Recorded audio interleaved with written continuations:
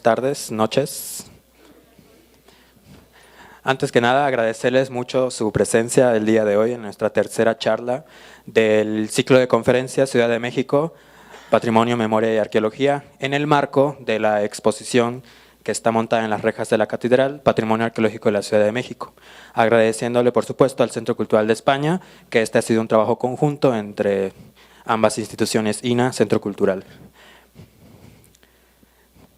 El profesor Raúl Arana tiene estudios de licenciatura en Derecho por la UNAM y en Arqueología por la Escuela Nacional de Antropología e Historia y es maestro de Ciencias Antropológicas por la UNAM. Actualmente es profesor titular de la especialidad de Arqueología en la ENA e investigador de tiempo completo del INA. Su área de trabajo es fundamentalmente la investigación, protección y conservación de monumentos arqueológicos. Ha trabajado en casi toda la República Mexicana, con mayor énfasis en los estados de Nayarit, Colima y Guerrero. A lo largo de su trayectoria, dentro del instituto, ha trabajado en el Departamento de Prehistoria, en monumentos prehispánicos, salvamento arqueológico, arqueología subacuática, registro arqueológico. Participó así también en la curaduría de la Sala de Occidente del Museo Nacional de Antropología y en varias ocasiones ha sido miembro del Consejo de Arqueología.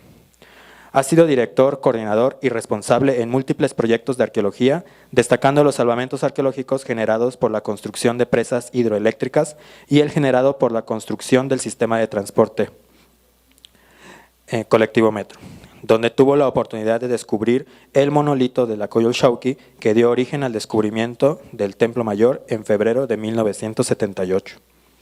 Ha sido nominado oficialmente por las autoridades del INA como perito oficial para la dictaminación de monumentos, piezas y materiales arqueológicos en distintos procesos de carácter judicial y administrativo en toda la República. Es miembro de varias asociaciones y academias, como el Colegio Mexicano de Antropólogos, la Sociedad Mexicana de Antropología, el ICOMOS y la Academia Mexicana de Ciencias Antropológicas, de la cual es miembro fundador. Sus últimos proyectos son en el estado de Guerrero, y fue responsable de las investigaciones arqueológicas en el Cerro de la Estrella y la delegación Iztapalapa. Un fuerte aplauso, por favor, para el profesor. Muchas gracias, muchas gracias. Muchas gracias a todos por su presencia. Rompiendo un poquito con la costumbre y con los que han estado presentes aquí en las anteriores conferencias y ponencias, voy a permitirme yo estarles pasando una serie de imágenes relacionadas con el tema para no cansarlos, hacerlo un poco más tranquilo, como una plática entre todos nosotros. Les agradezco a todos su presencia, su interés por este tema que pues para mí ha sido maravilloso.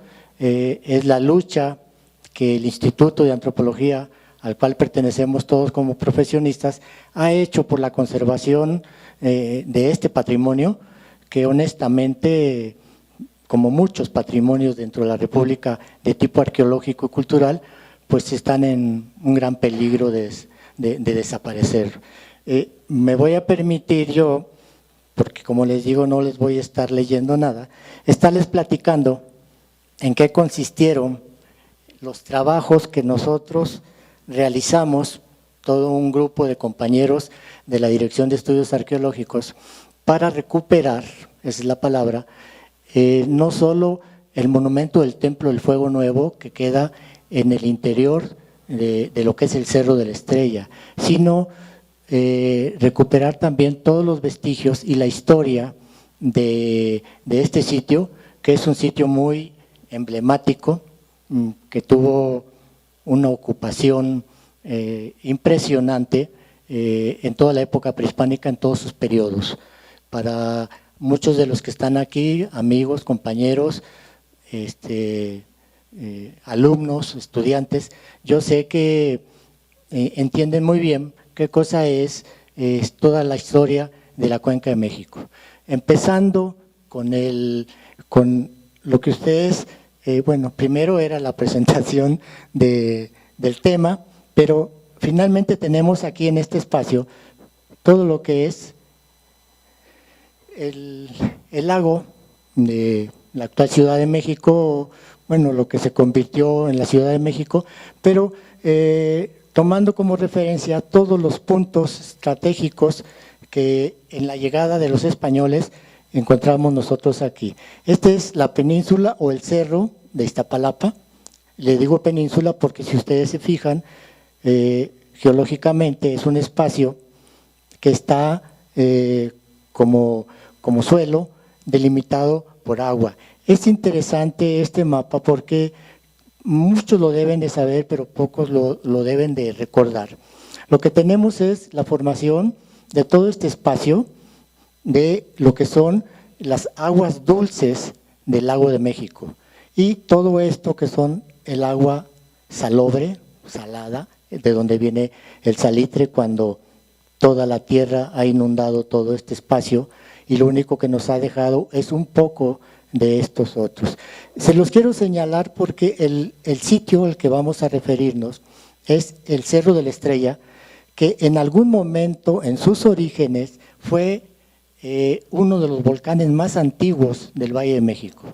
Este volcán, desde luego, como todos, la cantidad de cerros que ustedes ven en este espacio, estuvo formado o fue de origen volcánico de lava, que se consolida y se vuelve piedra, de ceniza, y esto provocó que el cerro en su oportunidad, en sus orígenes, tuviera una gran cantidad de chimeneas que finalmente se conocen en la actualidad normalmente como cuevas. O sea, son espacios que todavía abundan mucho en el espacio de lo que nosotros tenemos de estudio dentro de lo que es el cerro.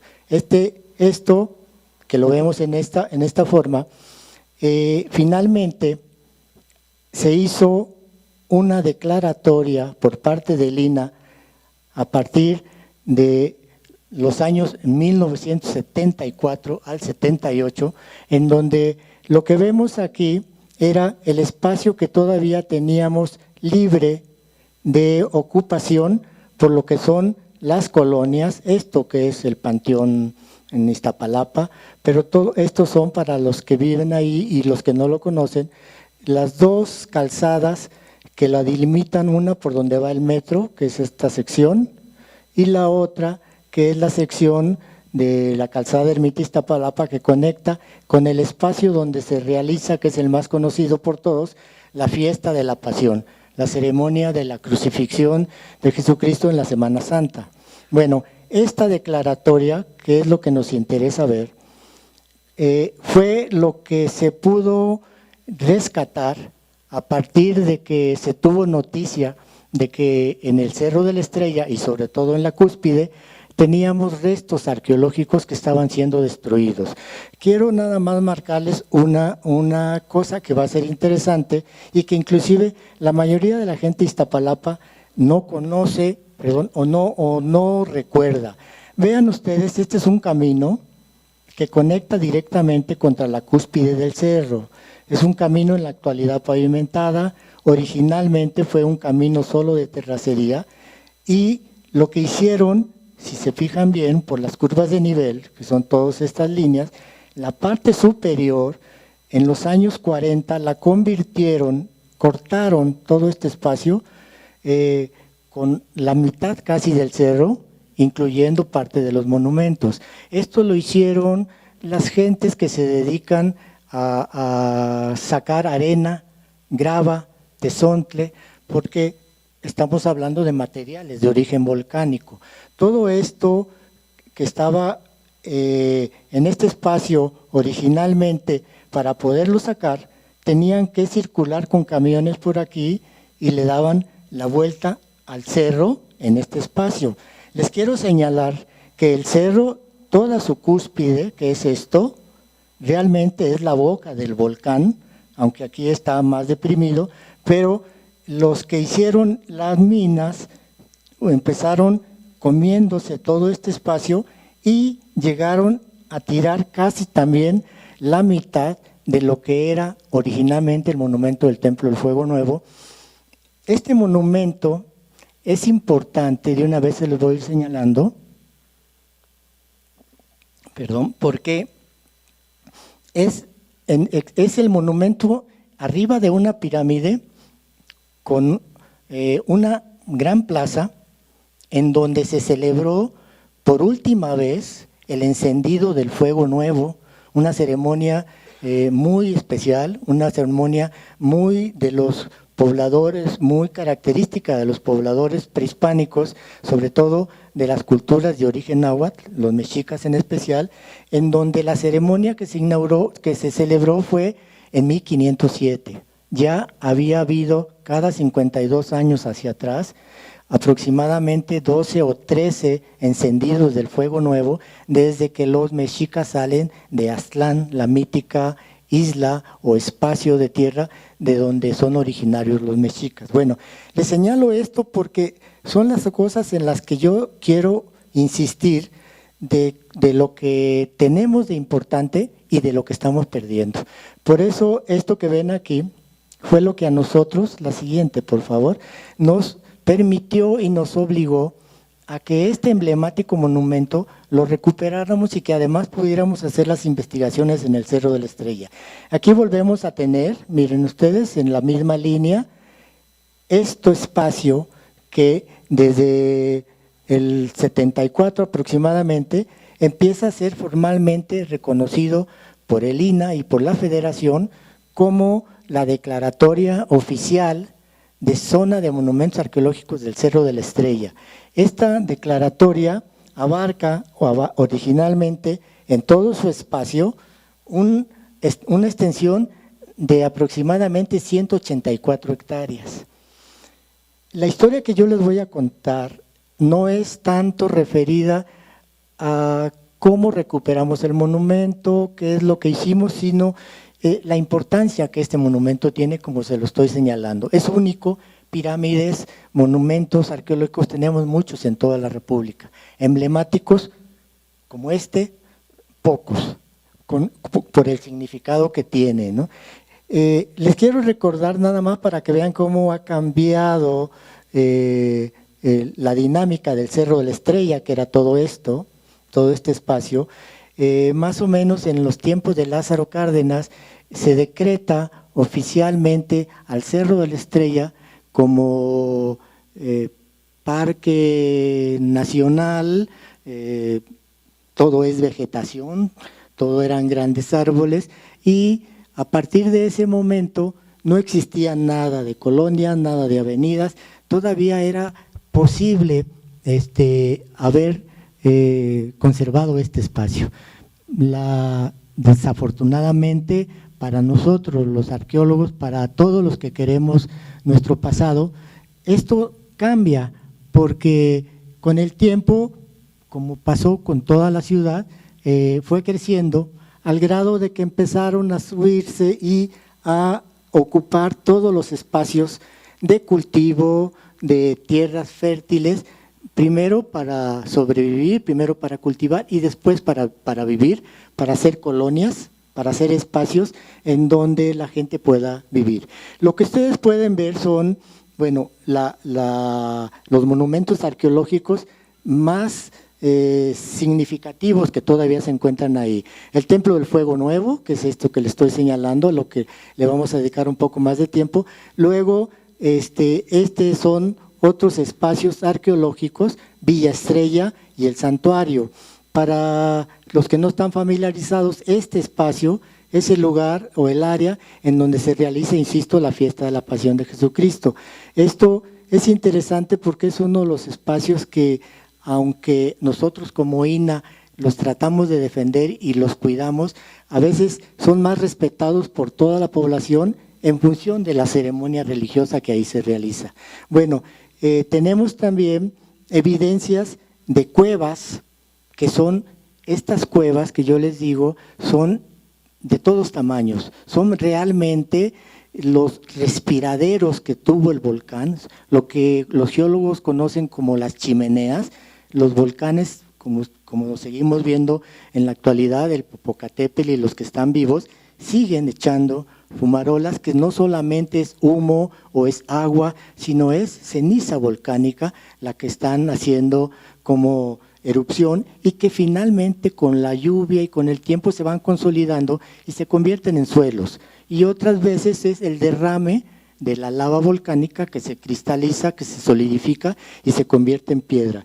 Bueno, junto con las cuevas, los monumentos y lo que son alrededor de evidencias arqueológicas, tenemos bien estudiados y bien definidos una gran cantidad de petrograbados o no petroglifos porque se referiría a escritura, pero relieves que están hechos en piedra volcánica de todas las que afloran en la superficie.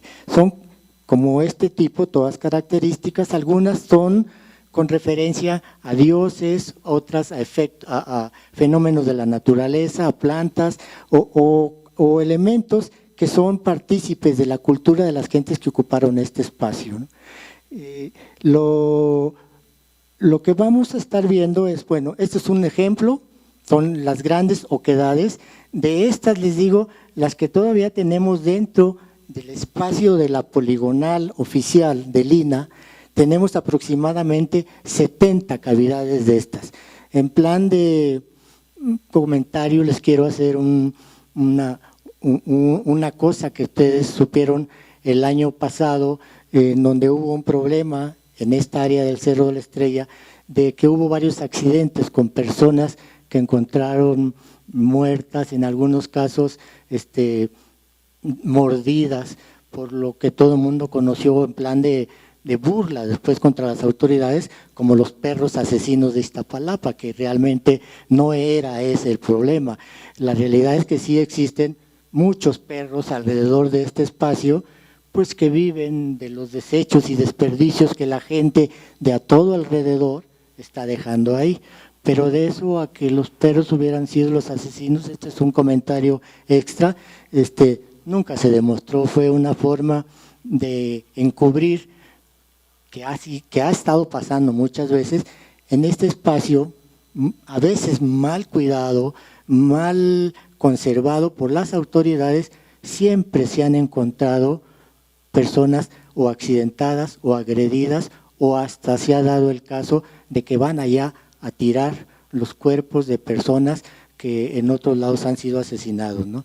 Estamos hablando de una delegación en Iztapalapa que es de mucha población y que tiene un componente de población que la mayoría no son originarios como muchos de nosotros de la Ciudad de México, sino que son gentes que han venido a poblar el espacio de Oaxaca, de Guerrero, de Puebla, de muchos lugares, y han estado luchando por acabar de consolidar y de convertir todo el cerro en un área habitacional.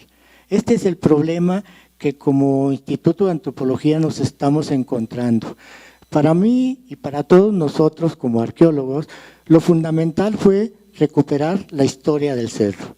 Pudimos detectar, si es posible, Juanita, que el cerro tiene, aparte de todos estos elementos, de las cuevas, de los petrograbados, tiene también terrazas, o sea, espacios terraceados, nivelados, que fueron utilizados para el cultivo y que fueron también áreas de ocupación en los distintos periodos culturales que nosotros hemos encontrado ahí. Los básicos son, ya les señalaba, el Cerro de la Estrella, el Cerro del Templo del Fuego Nuevo. Este espacio que se conoce como Villa Estrella es un área cultural construida por la delegación, en donde solamente nos permitieron recuperar dos espacios, este y el anterior que se mostró, en donde estos espacios que son, como ustedes los pueden ver, muros de restos de palacios y de templos que pudimos identificar con materiales asociados a ellos de la época tolteca y en algunos momentos elementos también posiblemente de los fines de Teotihuacán. La idea de lo que les estoy mostrando es lo cultural del sitio. Son las cuevas, fueron los petrograbados y ahora les quiero mostrar algo que fue para nosotros, en lo particular para mí como arqueólogo y junto con un grupo de compañeros se dio la posibilidad de que esto que estén viendo ustedes aquí son unos pequeños muros, parte de una escalera. Esto denotaba son fotos aproximadamente en 1974. Estas era lo que nos quedaba de todo el espacio que ustedes ven aquí, y acá está el camino que yo les señalaba, que fue cortado y que cortó la mitad del cerro y se llevó también casi la mitad de lo que era el centro ceremonial, que tenía no solo su pirámide en este espacio, sino su gran plaza, y en este espacio de aquí los restos todavía de una escalera prehispánica. Para que lo vayan entendiendo un poco más, yo creo que es conveniente ahorita señalarles por qué consideramos, como les dije, que era importante la recuperación de este espacio. El entendido del fuego nuevo aquí está reportado en códices, lo tenemos bien definido de cómo se celebraba, cómo se encendía, cómo las gentes o los habitantes de ese momento en todo el entorno del Valle de México apagaban sus hogares, sus fogatas, y se esperaban toda la noche a estar viendo que el encendido se hiciera en este espacio y hubiera la luz divina, por decirlo así, que les iba a permitir a los pobladores seguir viviendo otros 52 años. Esto era un ciclo de vida y era una ceremonia que realmente valía la pena rescatar el espacio donde se celebraba y por lo que significa. Entonces, estos restos ya habían sido en parte consolidados por otros compañeros desde 1974. Originalmente era un pequeño montículo en donde aparecían solamente estos muros en el lado del sur del monumento. Podemos quizás ir viendo, junto con este espacio que vamos a regresar luego, encontramos también en el espacio donde yo les señalaba donde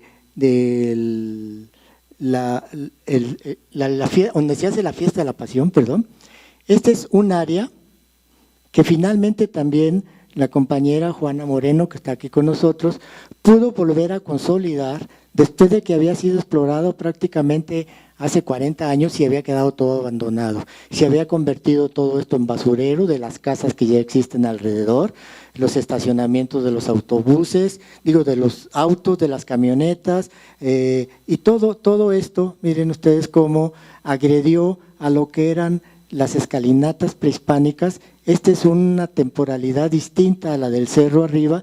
Aquí encontramos posiblemente materiales desde el clásico tardío, con una referencia a la cultura teotihuacana, y todo este espacio que había empezado a ser invadido por los habitantes de alrededor, se tuvo que limpiar, que liberar.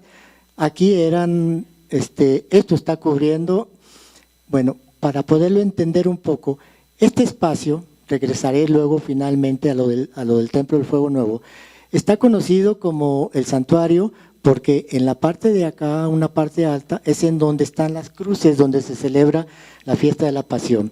Aquí en este monumento, estos son muros arqueológicos de posiblemente entre tolteca y teotihuacano, o sea, estamos hablando de una antigüedad de más o menos 1200 a 800 años, en donde arriba de esta superficie se encontraron estos otros. Esto los localizó un compañero en los años 70 y como son dos culturas distintas, él quiso mostrar cómo aquí abajo continuaban los muros y alfardas de una posible etapa teotihuacana sobre la que se construyeron otros monumentos o otros muros y casas ya de filiación mexica, con una antigüedad mucho más tardía. Esto es concreto, se hizo para soportar estos muros de arriba, pero se tuvo la mala idea, sin quererlo, de dejar estos huecos pensando en que la gente podía entender que atrás todavía hay muros que se pueden ver, como ahora les llaman ventanas arqueológicas, que nos platicaba el maestro Raúl Barrera la vez pasada. Lo que la realidad es que se convirtió en un nido de ratas, en gentes que se iba a drogar, en los lugares en la noche pues perfectos para agredir a personas, preferentemente a mujeres. Entonces, lo que nosotros propusimos para recuperar este espacio que siempre está muy vivo por ser aquí la fiesta de la Pasión, fue consolidar todo este espacio, tapar estos huecos, que es lo que ustedes ven aquí, y dejar bien definidas todas las etapas culturales que lo conservan. Tuvimos que hacer este muro de contención con la reja, echar todos los autos fuera de este espacio y más o menos tratar de protegerlo hasta donde fuera posible. Les quiero comentar, desafortunadamente como todo, no tenemos una vigilancia constante, no hay muchos guardianes y estos mismos vehículos están volviendo a ingresar a estos otros espacios a seguirlos agrediendo. Es el cuento de nunca acabar, dejamos un pedacito y la gente nos empieza a ganar con todo. Seguimos Este es otro espacio de otra ocupación que denota la importancia en el cerro. Este está ubicado en un centro cultural de la delegación que se llama Villa Estrella, ahí mismo sobre el cerro. Y son la huella de muros y canales, todo hecho en piedra, que quedaron también expuestos en dos secciones. Una está dividida por un espacio nuevo que la delegación hizo, nuevo en relación a la antigüedad de esto, que la delegación hizo para construir ahí un jardín de niños, escuelas, áreas totalmente culturales necesarias para los pobladores. Pero de esto también se pudo consolidar y son las evidencias que ustedes tienen. Por ejemplo, esta es la foto de cómo lo encontramos y sin necesidad de hacer más excavaciones, estaba ya liberado y excavado, lo único que hicimos fue limpiarlo, consolidar, darle un poco de volumen, porque esta es otra de las importancias de la arqueología. No hacemos reconstrucción, no hacemos nada que falsee los datos originales. Lo que hacemos es con una cubierta de piedras del mismo tipo, restaurar o reintegrar para que los monumentos arqueológicos tengan volumen.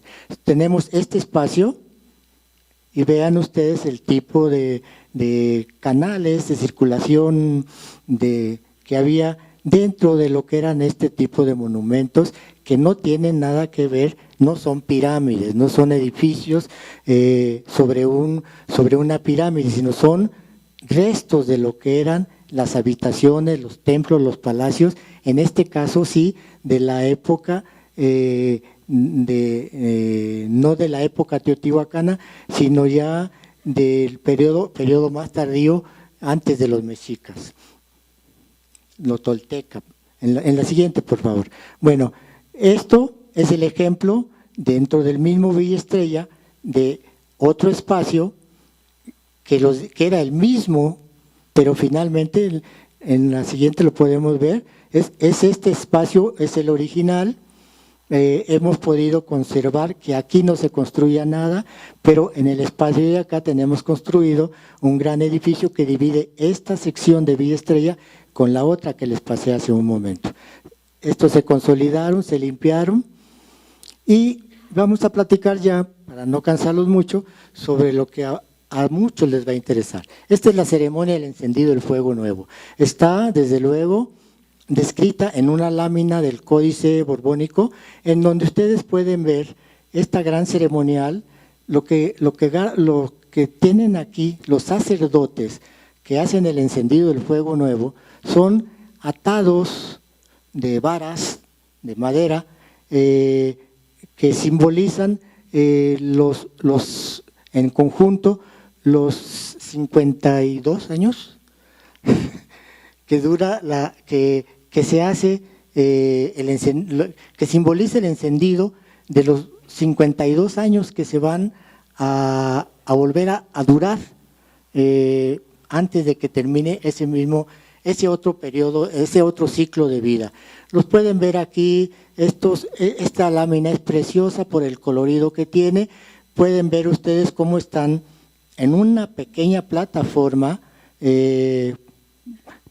al parecer techada, pero haciendo el encendido todos los sacerdotes.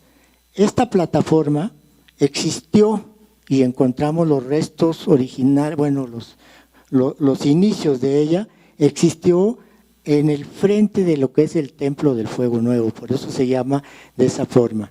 La siguiente, por favor, Juana. El cerro es conocido ya desde la conquista y por los indígenas también en sus códices como el Huizachtecatl, quiere decir el cerro, que es esto, de los huizaches, porque seguramente ahora ya no y nunca encontramos evidencia de ello. El cerro los huizaches es una planta espinosa, muy fuerte, que debió de haber estado formando parte de toda la vegetación de este cerro alrededor de todo lo que eran los monumentos. ¿Me pasa la siguiente? Lo alcanzan a ver todos, pero se los narro. Dice: el Templo del Fuego 1507, es el último encendido del fuego nuevo que se hizo en la cultura mexica y en nuestro Cerro de la Estrella y sobre todo en nuestro mundo prehispánico. 1507, ¿por qué? Porque otros 52 años ya no los pudimos consolidar, ya no los pudimos hacer, porque ya había llegado la conquista española desde 1521. Lo que dice es que el año de 1507, que fue el seteno del reinado de Moctezuma, se celebró esta fiesta con grande solemnidad y más aventajadamente que nunca, y fue la postrera que estos indios tuvieron. Esto es una de Fray Juan de Torquemada en uno de los documentos conocidos como Códice Telleriano Remensis. Ustedes pueden ver aquí que esto fue lo interesante para cuando hicimos el trabajo, cómo hay una pirámide que tiene un basamento, una gran banqueta como esta donde estoy yo, y 4 cuerpos con una gran escalinata. Esto que ven aquí es la planta del huizache.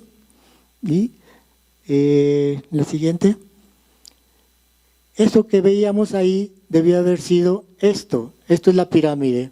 Podemos ver estas líneas, es los restos que en 1954, cuando todo esto era solamente un pequeño cerro de tierra, afloraban pequeñas líneas de muros de piedra que le daban más o menos forma a lo que había sido la parte superior de la pirámide. Y vean ustedes cómo las curvas de nivel están cortadas en este espacio. Si todo esto era el cerro, todas estas debían haber continuado. La realidad es que por este espacio fue por donde hicieron la carretera que les platicaba, que los camiones se metían a sacar grava, ceniza, arena y piedra de todo el cerro, que en lugar de estar el cerro hasta acá, originalmente, aquí ya se lo habían comido todo.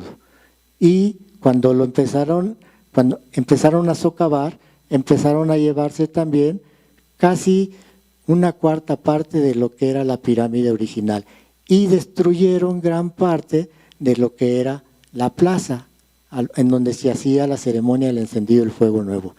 Bueno, todo esto, la siguiente, nos llevó a todos los compañeros de la DEA a tener una reunión y ver hasta dónde era posible conservar, primero rescatar, explorar y poder rescatar cómo era o qué teníamos todavía de estos restos de este monumento.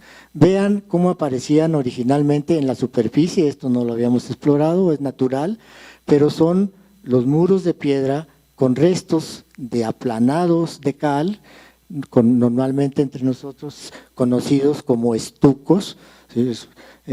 Cal con arena muy fina, que sirven para consolidar las piedras que están pegadas con lodo, como todos los muros, pero lo que las conserva es precisamente este material, que es lo que también sirve para los pisos en la época prehispánica, pero más que nada para la conservación de los monumentos. Perdón.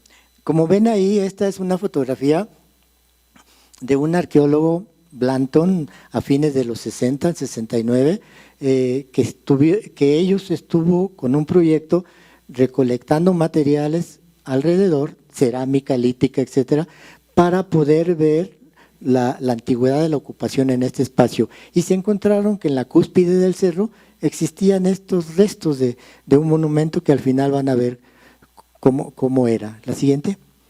Vean ustedes lo mismo que yo les decía, son la huella de los muros originales en distintas alturas.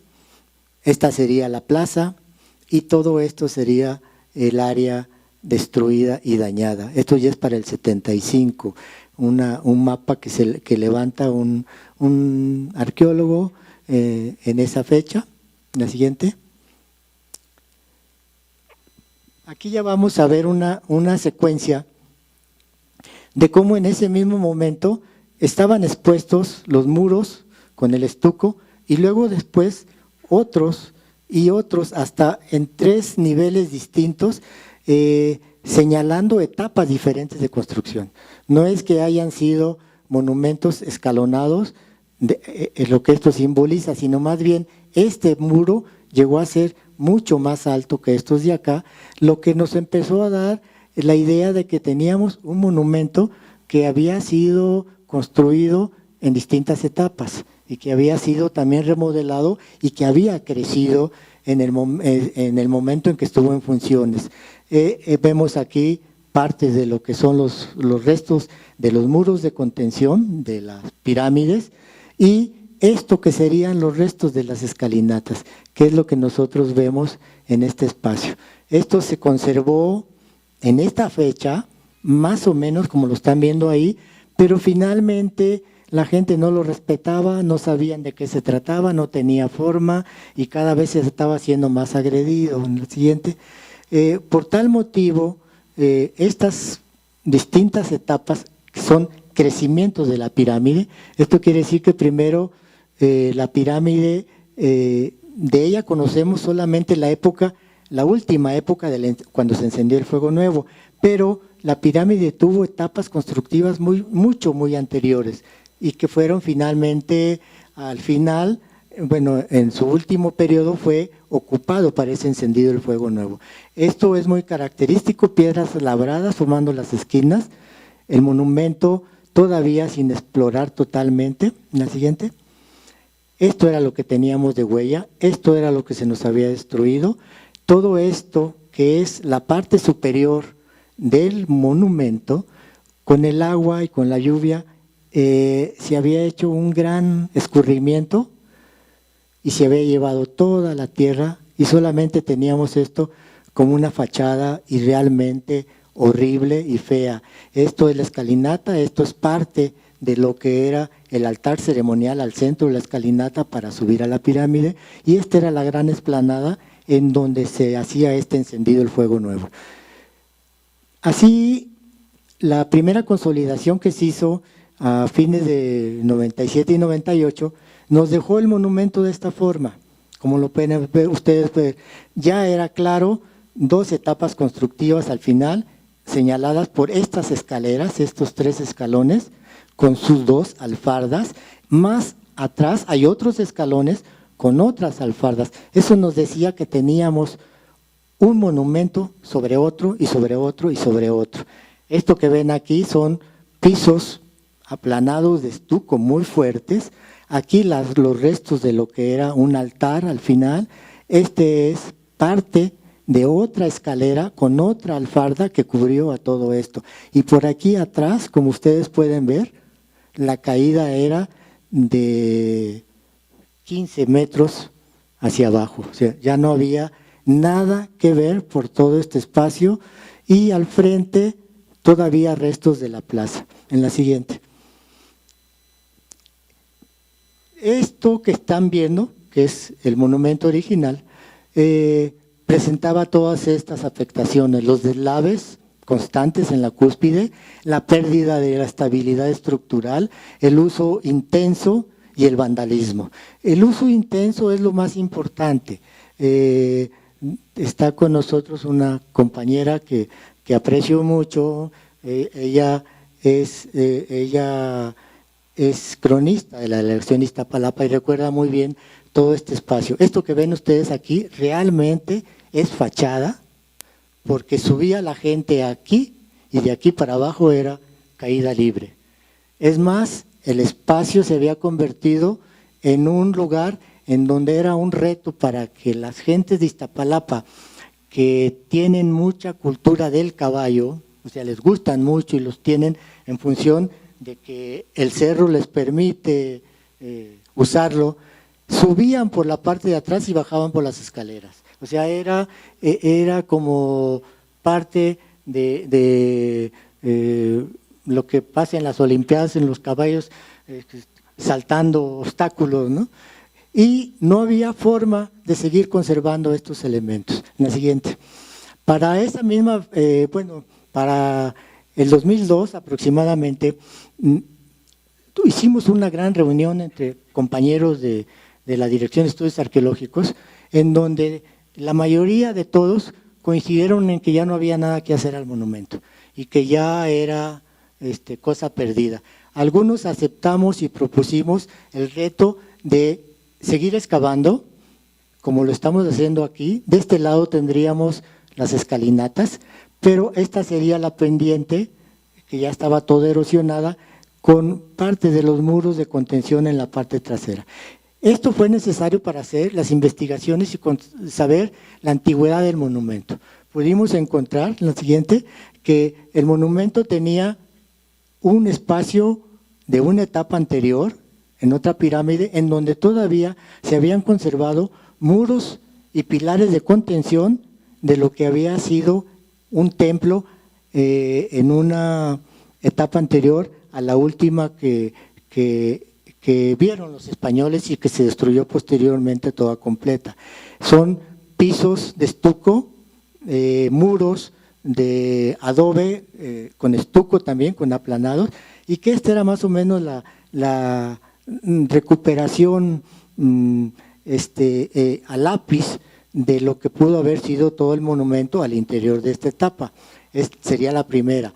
En la segunda tenemos otra, el trabajo consistió en estar haciendo sondeos en este espacio y pudimos llegar a una profundidad todavía como en pendiente, aún así del monumento, a una altura como de 2,50 metros de la superficie, y encontramos los restos de un piso quemado de aproximadamente 40 centímetros de grosor, pero que estuvo quemado o estuvo expuesto a un fuego intenso durante un buen tiempo o muy fuerte, de manera de que consolidó todo este espacio como si fuera ladrillo cocido. Ustedes saben que el lodo, primero hacen el adobe, lo ponen a secar al sol, lo mezclan con plantas y con varas para que agarre consistencia, y bueno, ese mismo adobe, ese mismo lodo, cuando se cose, forma lo que es este ladrillo.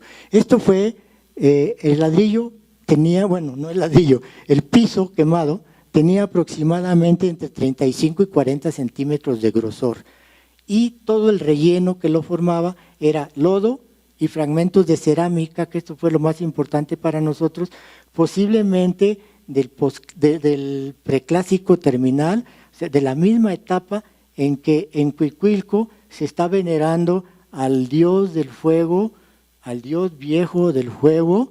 En este mismo espacio, en el Cerro de la Estrella, está sucediendo el mismo fenómeno. Esto fue muy importante y finalmente quedó cubierto por la restauración que hicimos del monumento después de que excavamos las siguientes etapas del templo. La siguiente. Este es un dibujo nada más para que veamos Etapa 1, la pirámide llegaba hasta esta altura, etapa 2 es mayor, etapa 3 no sabemos hasta dónde. Estas se encontraron huellas de ella y los periodos a los que va correspondiendo. El último que tenemos es el posclásico tardío, que es el que corresponde al encendido del fuego nuevo. Este es un corte que se hizo con los elementos que habíamos encontrado y que también nos permitió que luego pudiéramos hacer la restitución y la reintegración de las alturas de estos elementos. Aquí estamos haciendo, en los espacios que faltaban y que ustedes lo vieron hace un momento, de esta escalinata, porque esta es otra, de esta escalinata, las piedras faltantes, porque si se fijan de aquí hacia acá, era la caída totalmente peligrosa y deslavada para toda la población que acudía a visitar el monumento, los niños, las mujeres, etcétera, y sobre todo las grandes reuniones que se siguen haciendo ahora con mayor seguridad por todas las personas que realizan ceremonias relacionadas con limpias, con venerar al sol, con todo lo que es característico de muchos pobladores alrededor de Iztapalapa. Estos son los trabajos. Esto que ven ustedes aquí son muros, nosotros le llamamos no muros falsos, sino muros de a de veras, pero construidos por nosotros para evitar, por ejemplo, que este es el basamento original. Esto es lo que encontramos originalmente nosotros, pero ya con las excavaciones se definió que estas a otro nivel seguía y estaba el muro completo. Acá ya no existía porque esta es la parte que la mina de Tezontle le cortó al cerro y se llevó toda la parte del gran centro ceremonial que existía en este espacio.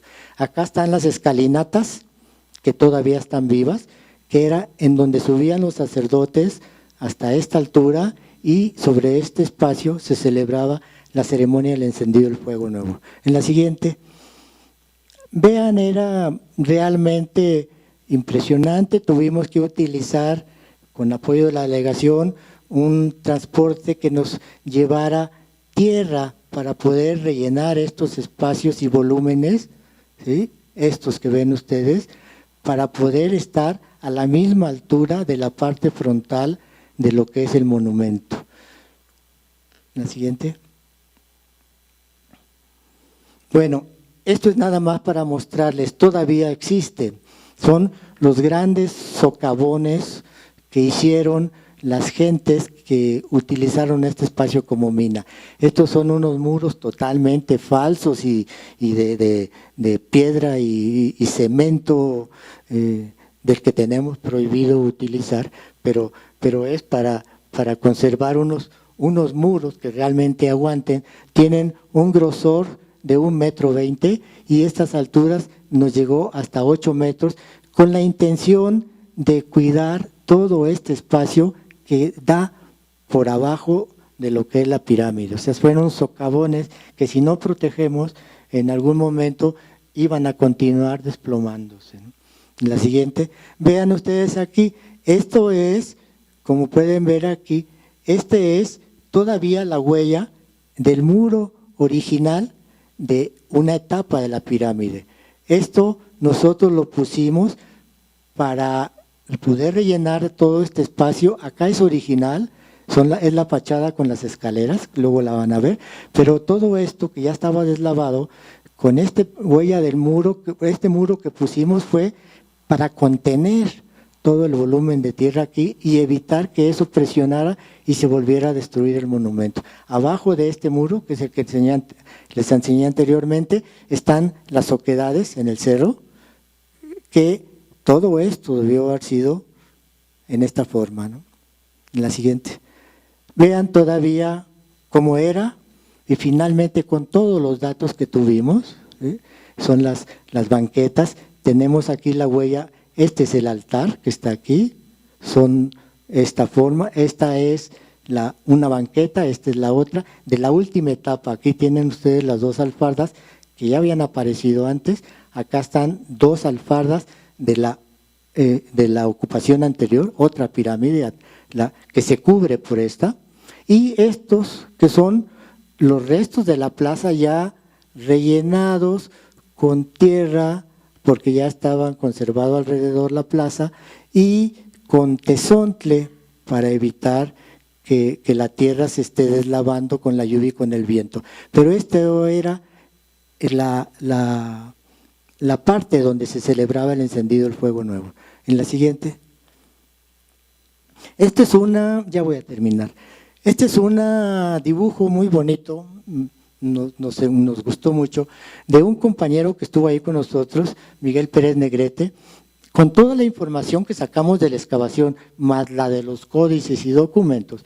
Él pudo rehacer hipotéticamente esta maqueta, en donde ustedes pueden ver como sucede aquí en el Templo Mayor, no en la última etapa, sino en la segunda, que todavía tenemos un templo con estas características, en donde no es el caso de aquí, pero acá en Templo Mayor tenemos aquí a Huitzilopochtli, la piedra del sacrificio y el chacmol de este lado.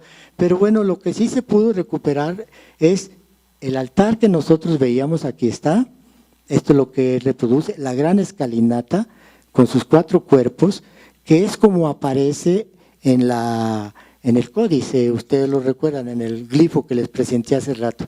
Los restos que pudimos encontrar de lo que fue la base o el altarcito en donde se hacía el encendido del fuego, más otros 2 pequeños monumentos alrededor dentro de la plaza, y luego ya todo el derrumbe alrededor.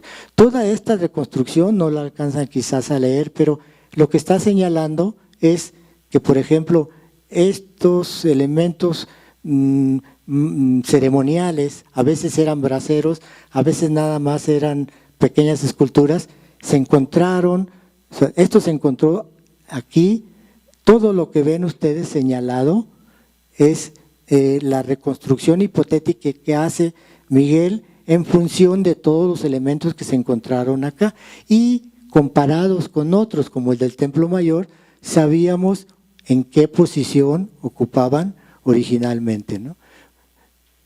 Esto era el plano original, y con base en esto, la siguiente creo que ya terminamos, es nada más para mostrarles algo que es muy dramático, lo digo con todo, pues con todo cariño y con tristeza, y cariño para mis compañeros de antropología, para las autoridades. Está con nosotros nuestro coordinador nacional de arqueología, una persona que estimo y quiero mucho, no solo porque fue mi alumno, sino porque somos muy buenos amigos. Pero esta es la problemática que finalmente estamos teniendo, y con eso los quiero yo se los quiero dejar pues de gusanito. Lo que yo les presenté en 1977, 78, se había declarado esta como zona federal de monumentos arqueológicos del Cerro de la Estrella, ¿no?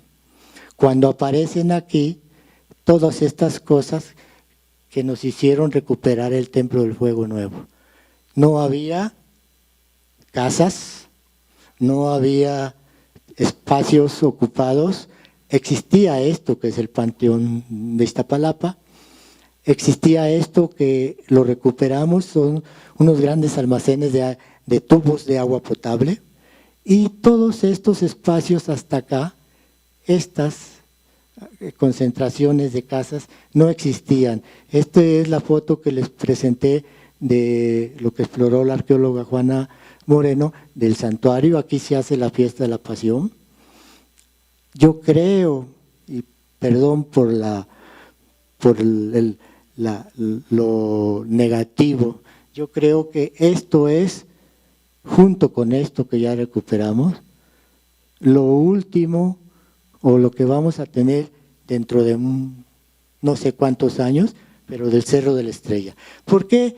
Porque todo esto, aquí es en donde está la otra zona arqueológica, este es el centro cultural, Aquí hay un museo ahora en la actualidad de la delegación, muy buen espacio y sirve para conservar todo, pero lo que no podemos detener es el avance de la mancha urbana. Esta es una foto aérea de hace 6 años.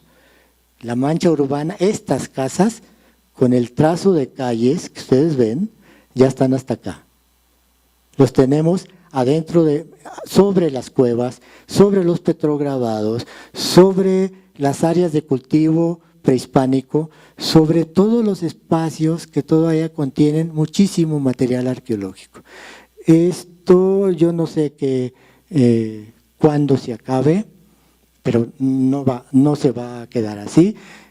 Lo puedo decir con confianza, estoy en un foro de gente adulta.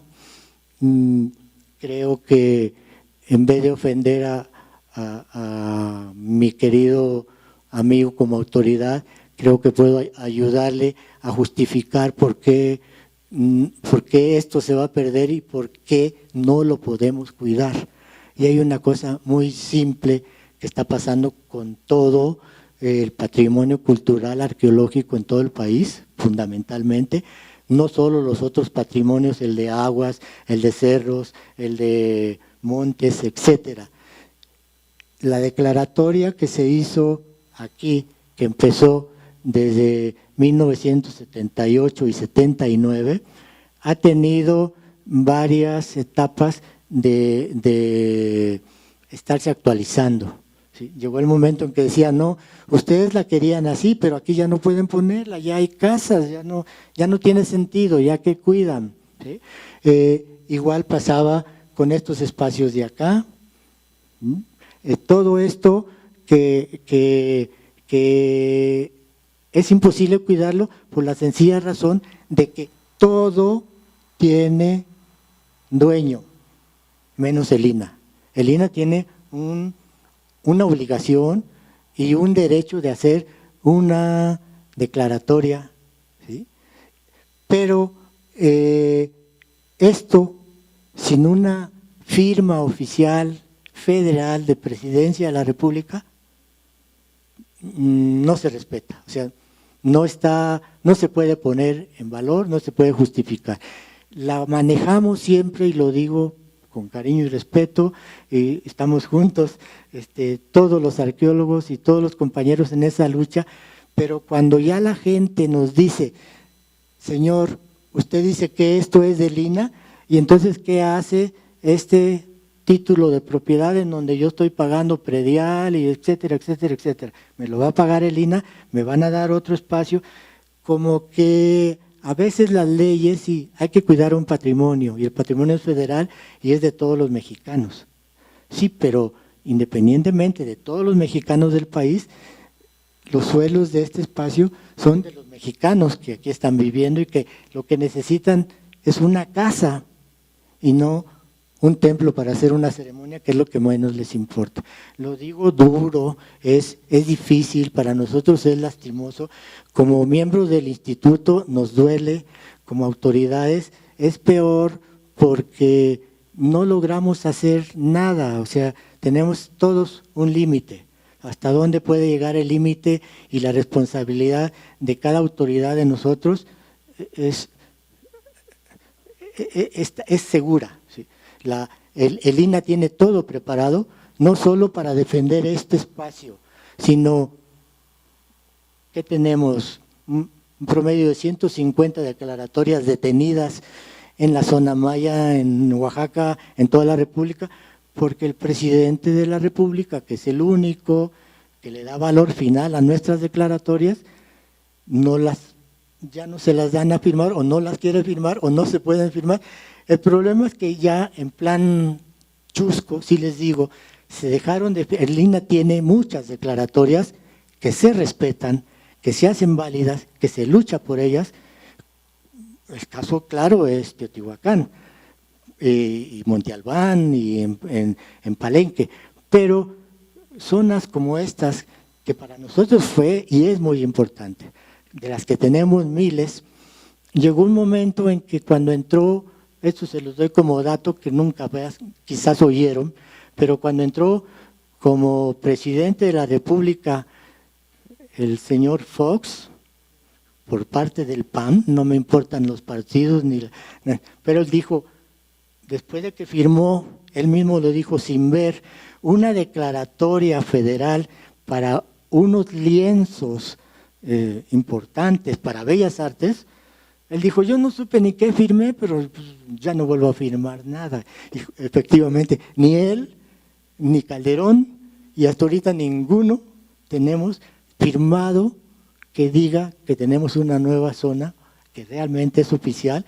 a la cual se justifica que no solo el INAH el INAH lo seguirá haciendo siempre porque es nuestra materia de trabajo y lo que nos importa más es la investigación por prioridad y después la conservación de los monumentos. De todos modos, este espacio no me da, no es culpa de nadie en lo personal, pero quiero decirles que son aproximadamente, ahorita originalmente cuando era esto, son 180 hectáreas, quitando ya todo lo que tenemos aquí, porque esto es de la Universidad Autónoma Metropolitana para hacer campos de juegos y todo está ocupado, estos son campos de fútbol.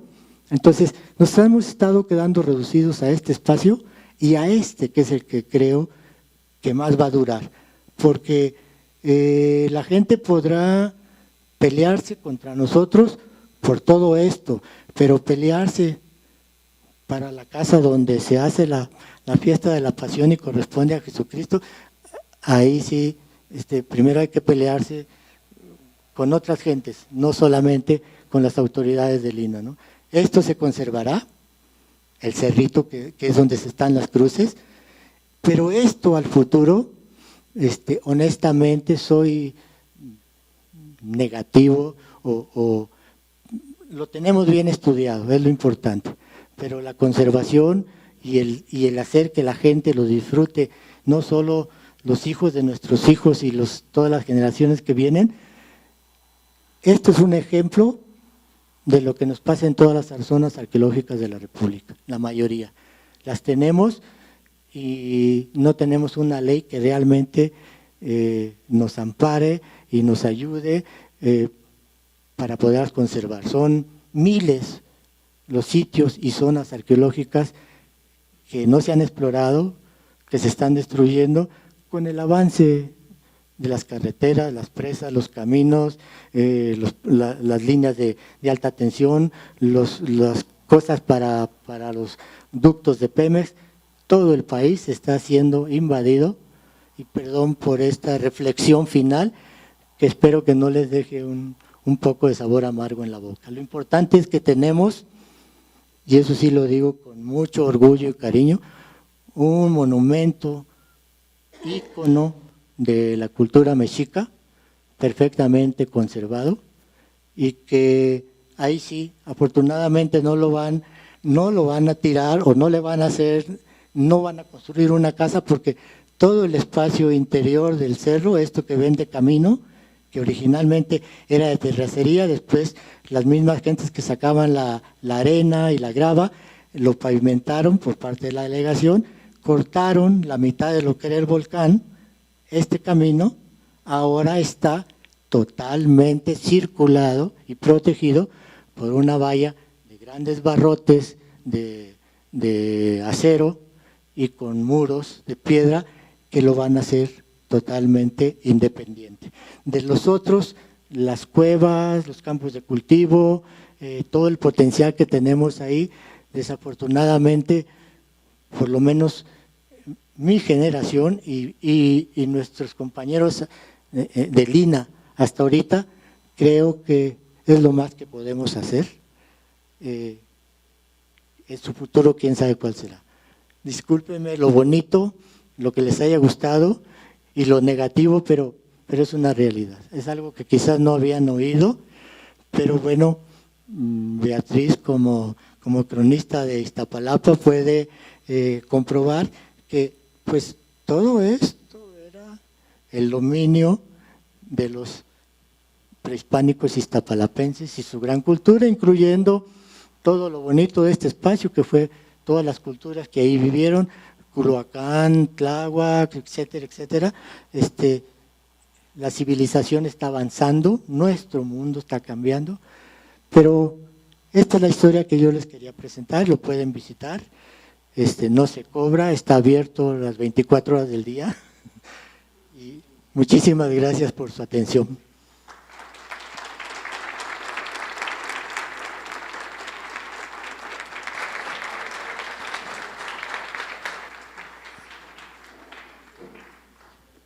Muchas gracias, profesor, por la excelente presentación.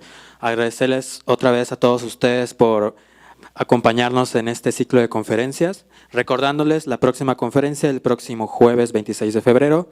El doctor Carlos Javier González, director del Museo de Templo Mayor, nos hablará de la importancia del Museo de Templo Mayor como un recinto para preservar el patrimonio arqueológico de la ciudad. Y, perdón, si alguien tendrá alguna pregunta o comentario. Les corté la inspiración, disculpen.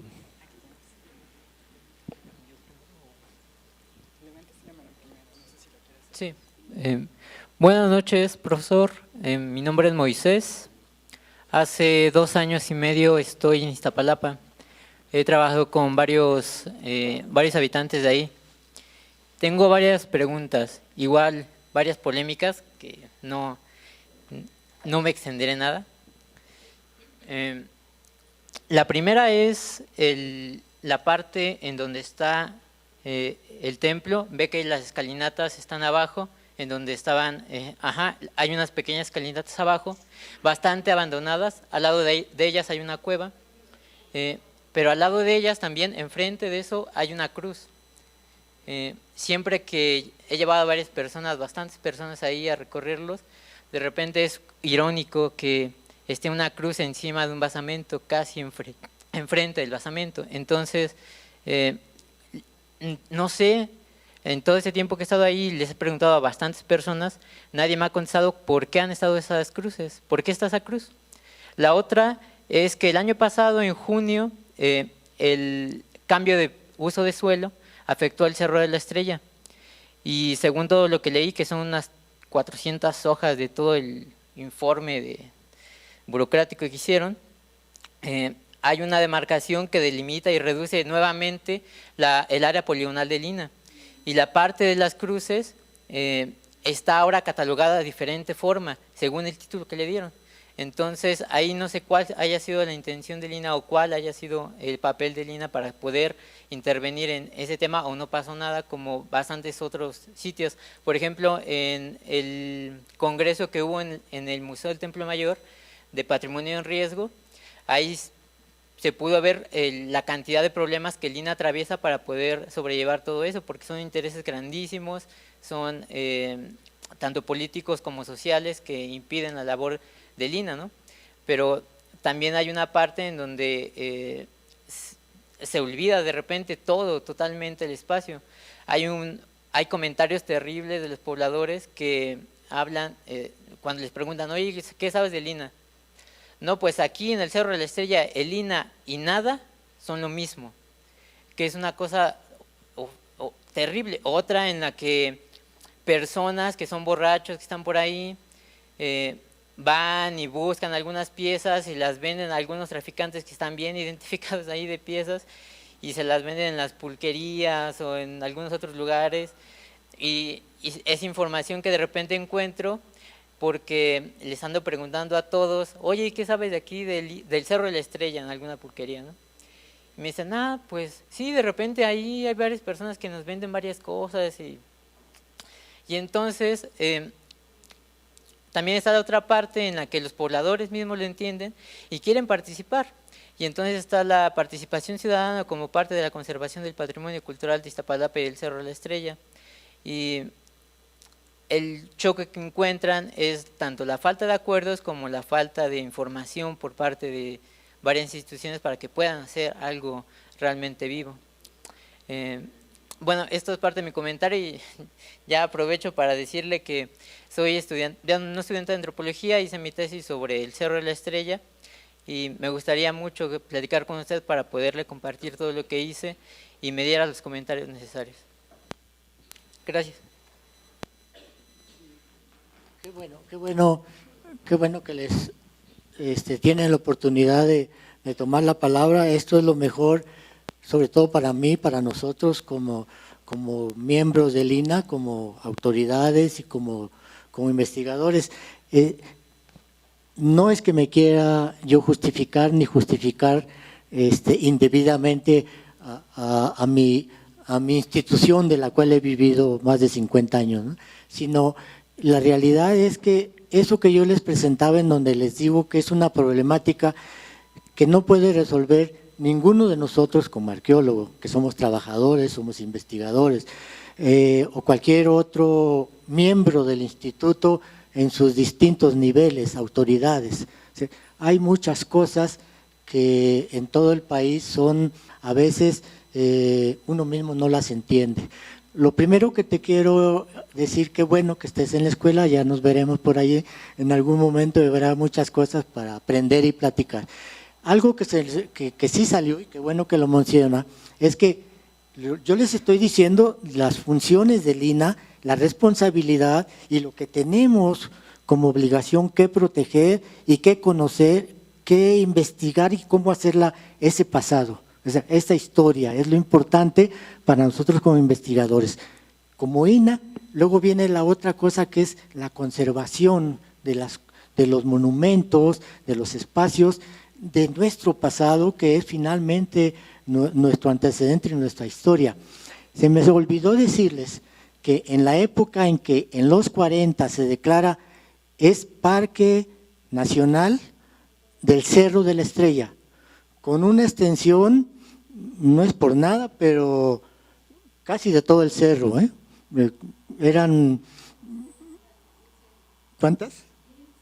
1.100 hectáreas, y estamos hablando ahorita nosotros de la lucha en nuestro decreto de 180 en promedio, pero si le quitamos las de acá, ya son 50 menos, las de allá, ya nos deben de estar quedando como 100 hectáreas para el INAH. Bueno, ese decreto protegía a toda la parte del cerro como área natural. O sea, ¿qué quiere decir? Es su suelo, sus plantas y sobre todo sus árboles, sus bosques, ¿sí? Es algo que ustedes empiezan, eso sigue pasando en la actualidad. Todavía cuando ya no se respeta el decreto, porque empieza las casas por aquel lado, las colonias por Culhuacán, por Tláhuac, empiezan a crecer en el cerro por lo que quieran, por falta de leyes, pero por la necesidad de habitación, desde luego que están ahí. Pero lo que se hace para cuando el INAH decreta esto es que empata, por decirlo así, su poligonal con el área natural protegida de Corena, que es una institución de Semarnat, que protege las áreas con plantas y con bosque. En el momento en que los espacios como el que ven arriba, en donde se hace la fiesta de la Pasión, ya no tiene árboles, Corena dice: yo no tengo nada que cuidar. Entonces, para mí, ese espacio ya no me importa. Hay que se haga bolas el INAH, ¿no? ¿Por qué? Porque él sí tiene monumentos. Entonces, hay momentos en que todos estos espacios, como yo se los decía, no hay un solo metro de tierra en la República que no tenga dueño, ¿sí? Aún las playas que dicen que son libres y de todos los mexicanos, ustedes ya saben que llegan los hoteles y ponen sus redes y hasta el mar es de ellos, no solo la playa, ¿no? Entonces, estas cosas que son parte de nuestro gobierno, de nuestras leyes, son las que están propiciando que todo lo que cada uno hacemos se vaya perjudicando. El área que ya no le interesa a Corena es todo este espacio de aquí para allá, ¿sí? Ellos dicen: yo me reduzco 40 hectáreas y me quedo junto con el INAH peleando nada más por esto.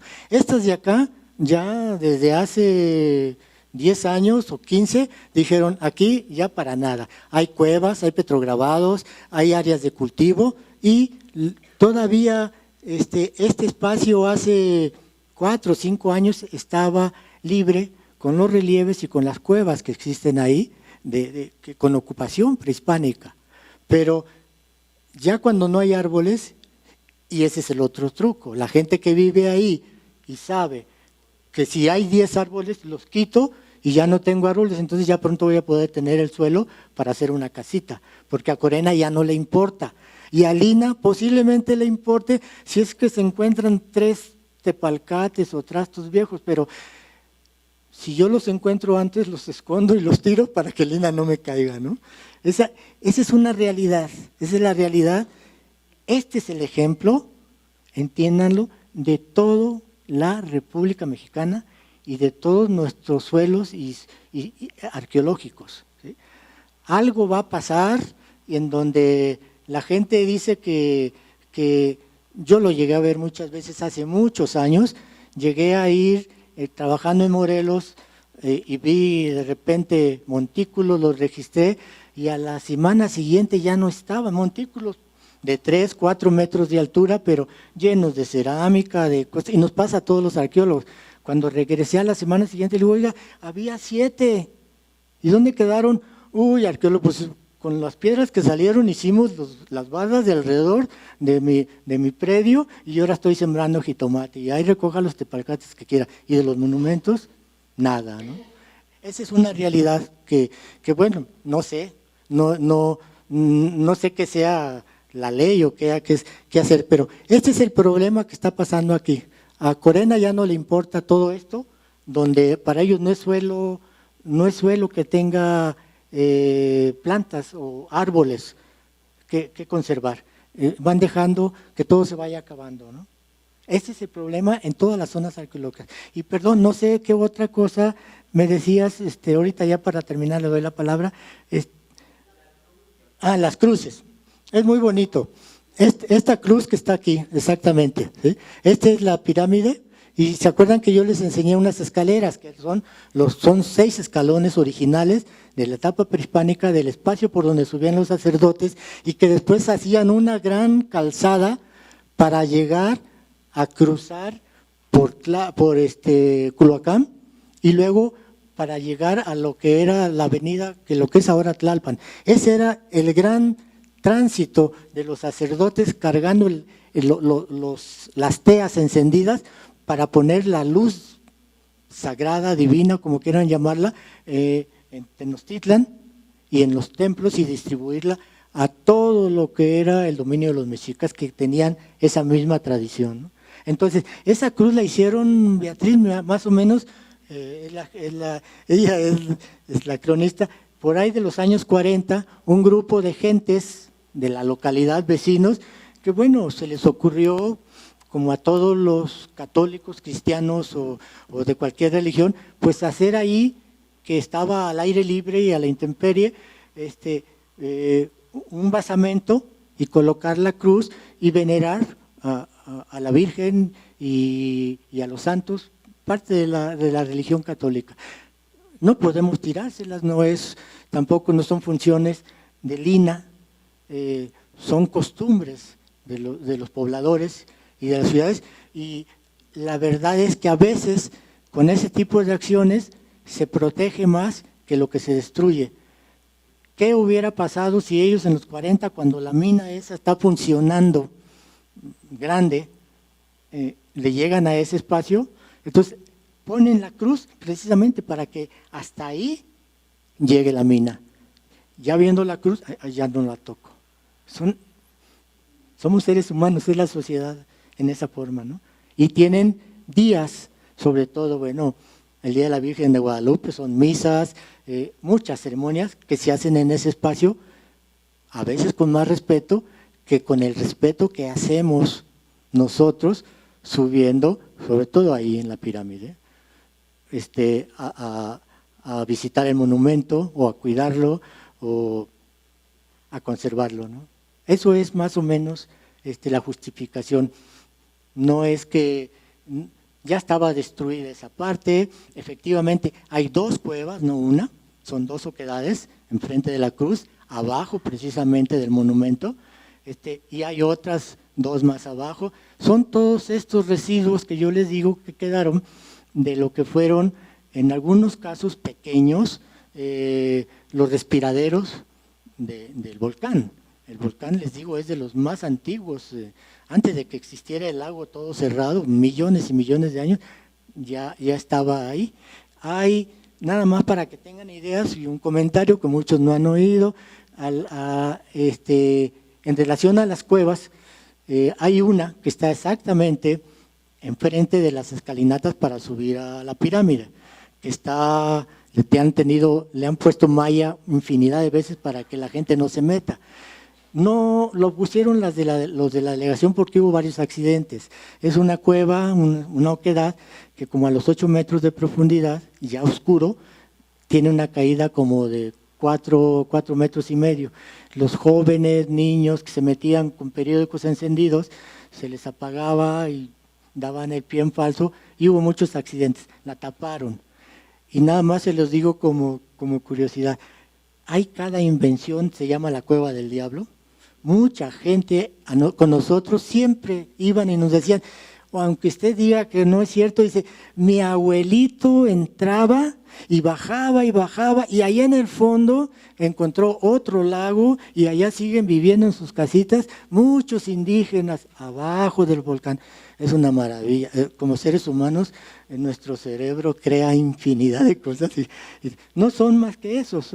Ahora, estas que ustedes ven, dentro de lo que es la población alrededor, hay por lo menos 85 casas, que las conocemos, que tienen una cueva en sus jardines, de este mismo tipo. O sea, ya las ocuparon, ya subieron, y bueno, pues ahí se les quedó y les sirve para bodegas y para lo que quieran, ¿no? Perdón, Beatriz quería… Y ahorita le damos la última. Espero que no estén muy cansados, pero creo que sí está divertido porque nunca lo van a volver a oír. Perdón. ¿Sí? ¿Le paso este?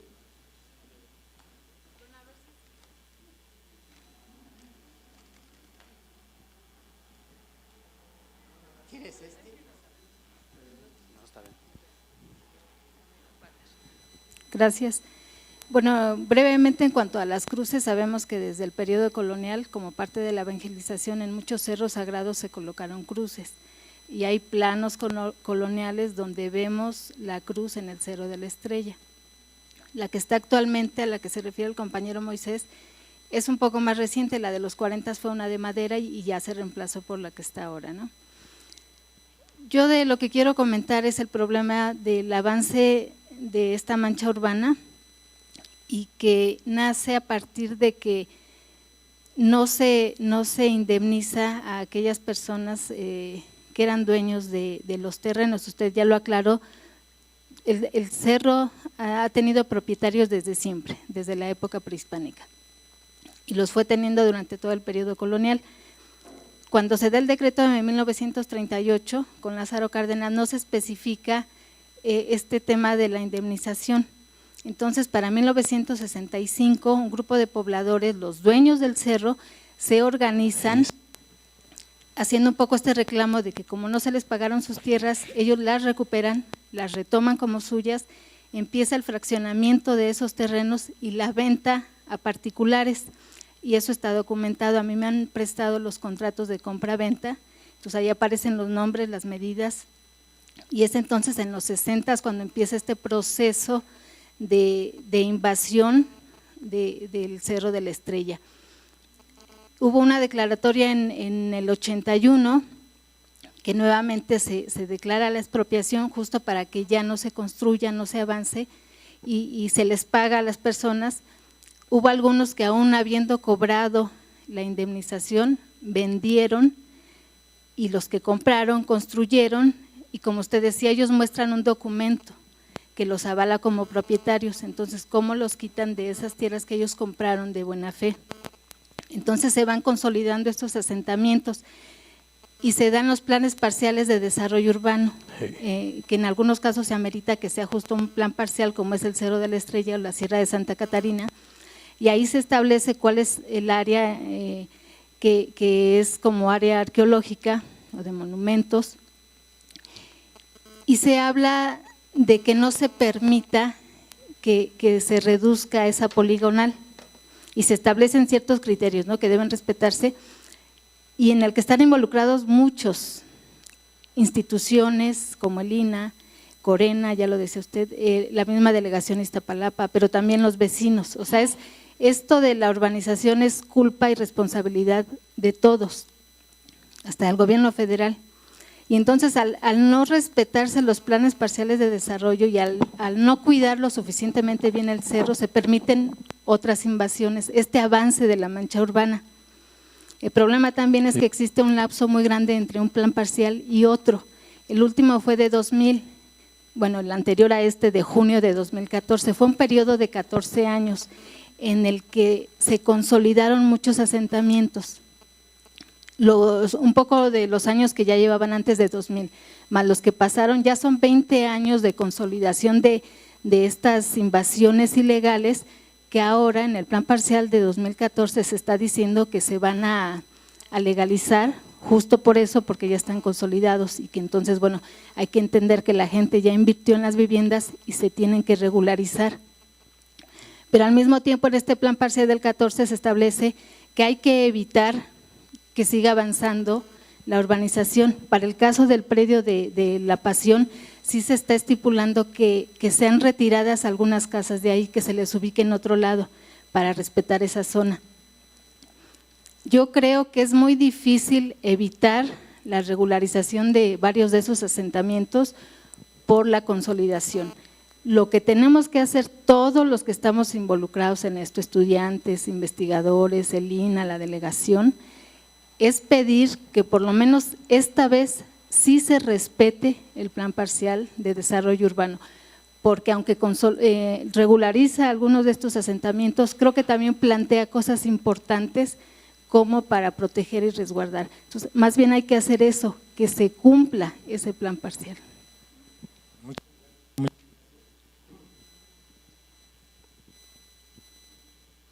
¿No volvió a funcionar? A ver, acérqueselo bien. ¿Sí funciona? Bueno, sí.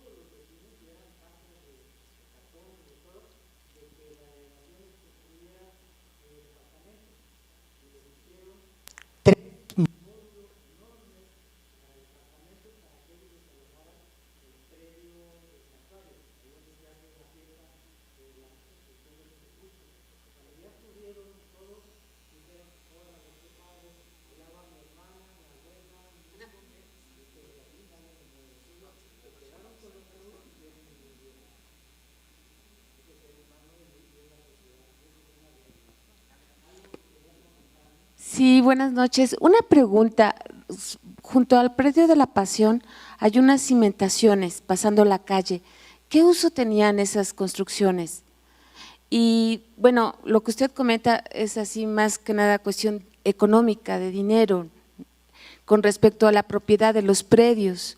Lo que comentaba la licenciada Beatriz también respecto a que probablemente en su momento a los usuarios no se les pagó lo que se debía para poder conservar o vender sus tierras y que realmente se conservaran como áreas verdes. Pero como dice usted, yo creo que es una cuestión administrativa y sí debe de intervenir el gobierno federal en su caso, porque hay bonos de carbono, hay recursos económicos. No entiendo por qué no se han dirigido directamente al Cerro de la Estrella.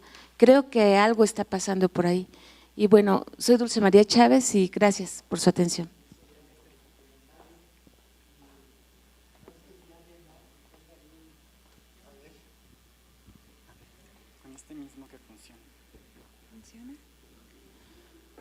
Buenas noches, maestro Raúl.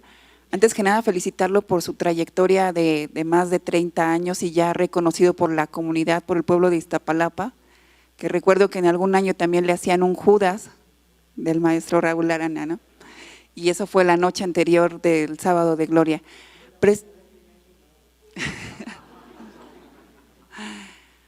Precisamente en torno a ello del Predio de la Pasión, recuerdo que en el año 2008 había una excavación en el perímetro denominado como el Jardín Cuitláhuac. También recuerdo que en esa ocasión literalmente se hizo el salvamento arqueológico de más de 700 figurillas por Jesús Sánchez y que finalmente se decidió taparlo. Yo quisiera saber un poquito por qué, pero bueno, también escuchaba como antropóloga social el comentario de la comunidad, que era, pues tápenlo porque nosotros no tenemos ningún referente identitario. Para nosotros pesa más hacer la escenificación de Semana Santa que tener un basamento piramidal aquí. Porque si lo dejan abierto, entonces ¿dónde vamos a hacer la última cena? Esa era su preocupación. Entonces yo quisiera saber un poco su posición al respecto.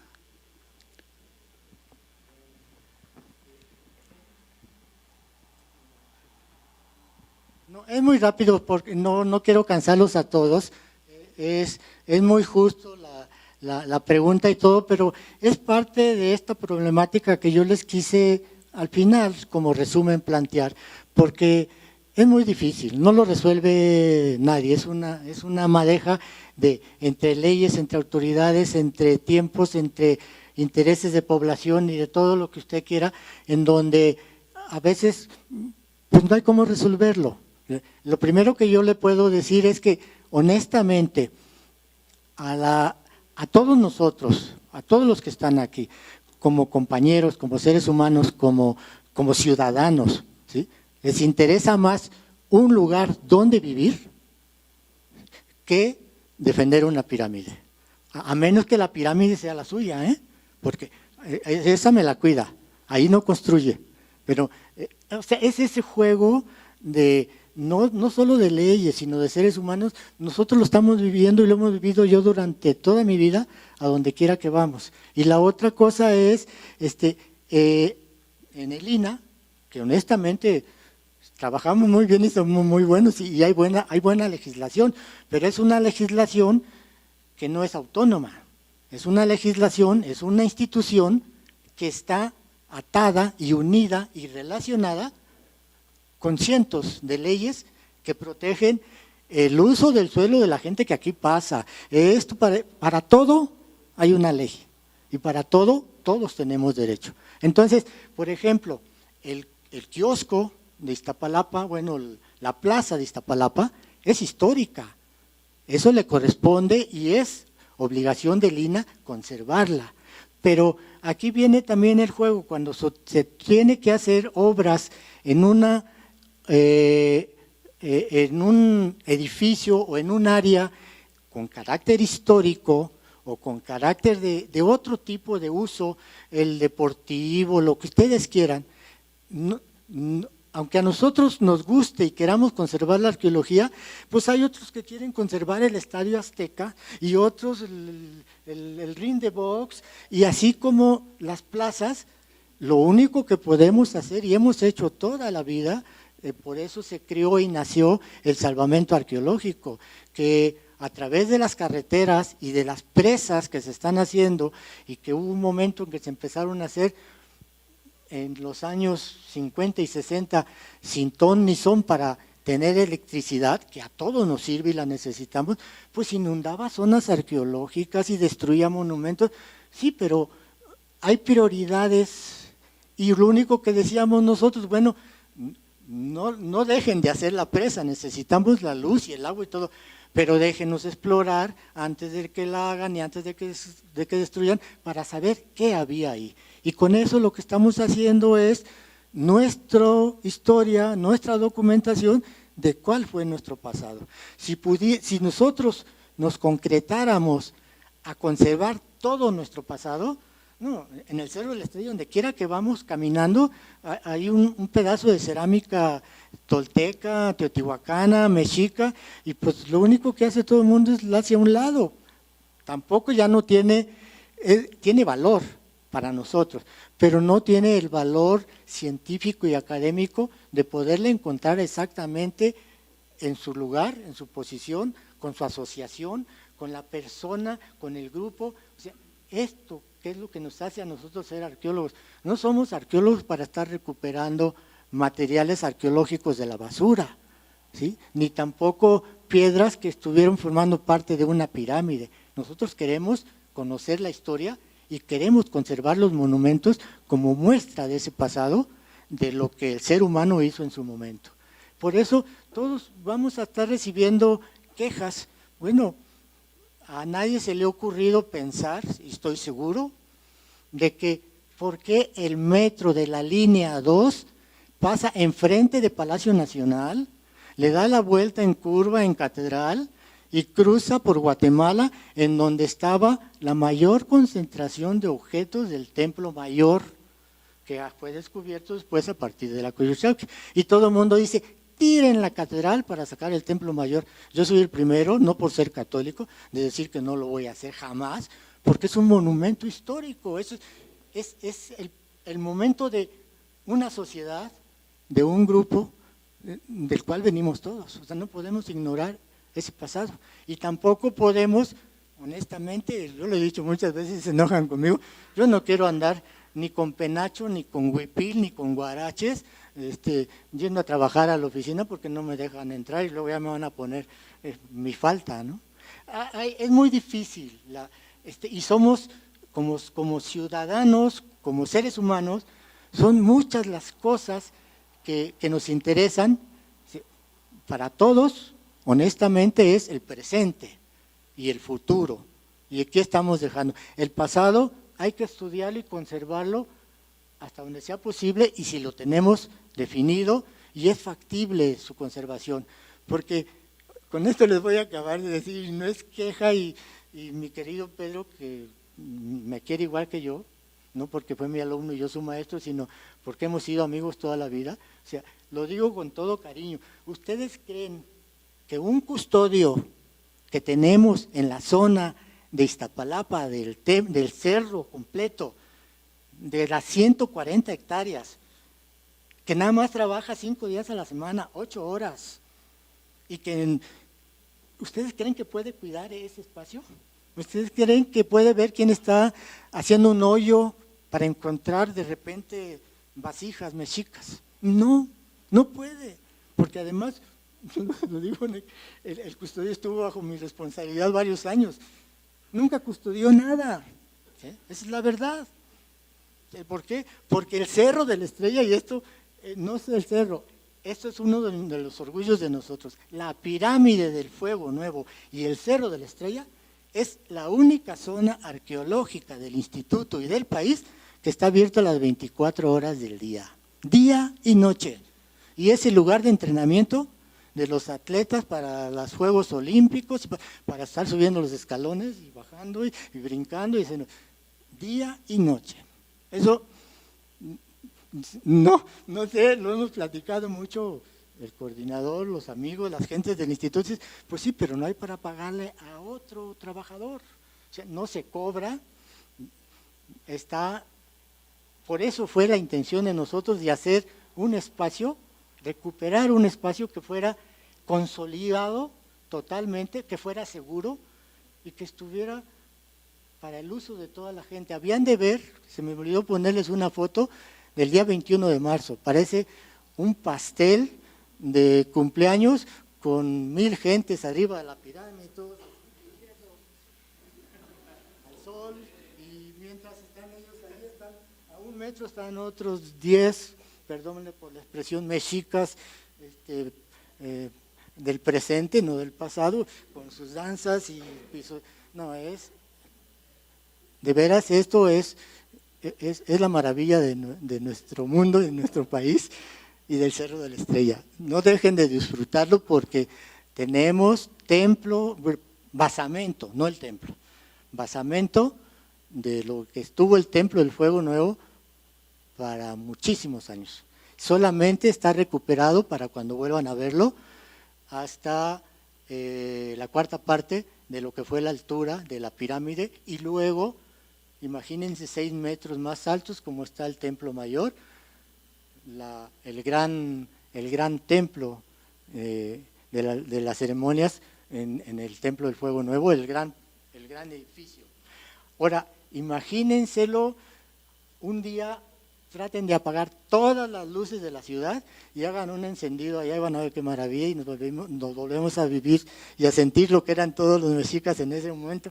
La magia de volvemos a vivir, encendió el fuego.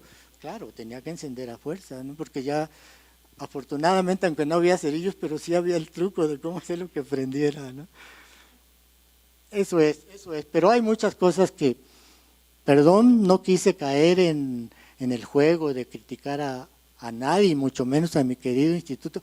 Sí, adoramos nuestro trabajo, pero es difícil legalmente, espacialmente, y como se los dije en un principio, toda la República Mexicana tiene dueño, no hay un metro de tierra que no sea de alguien y para algo, ¿no? Entonces, aunque Lina diga, es que en la ley que empezó en el 72, 73, dice que de origen todas las zonas arqueológicas son de todos los mexicanos, sí lo son, pero ni modo de quitar los que ya tienen su casa arriba de la pirámide, ¿no? Perdón, creo que ya fue bastante. Muchas gracias al profesor Raúl. Bueno, nuevamente agradecerles a ustedes su presencia. Aprovecho rápidamente para recordarles que cada jueves continuaremos con este ciclo. Próximo jueves tenemos participación del director del Templo Mayor, y en marzo, en breve van a ver el programa. Se abordarán temas de Coyoacán, Chapultepec, la zona arqueológica de Mixcoac y de Tlatelolco. Y los invitamos a visitar la exposición en las rejas de la catedral, y que estará montada hasta el 12 de abril. Y a nombre del Instituto Nacional de Antropología e Historia y del Centro Cultural de España, muchas gracias y buenas noches. Gracias. Muchas gracias a ustedes. El coordinador no se